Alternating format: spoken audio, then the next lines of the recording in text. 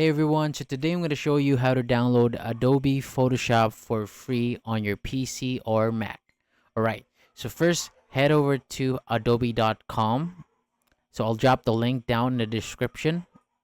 So once you're on the site, just pick your country, then click on Start Free Trial. Now you'll see three options: individual, business, students, and teachers. So if you're just using it for yourself, go with the individual plan.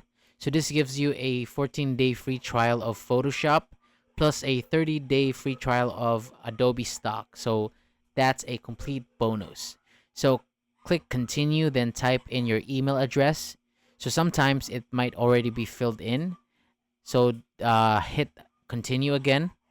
Next, just fill out the info that it asks for, including your card details. So don't worry, they won't charge you until the trial ends. So once that's done, click agree and subscribe. Then you'll see a message saying your order was placed successfully.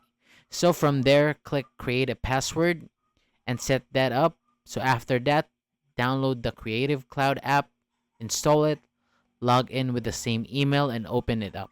Then go to the apps section, find Photoshop, and hit install. And that's it. You've got Photoshop running with the free trial. Thank you so much for watching, and I hope this helped, and I'll see you on the next one.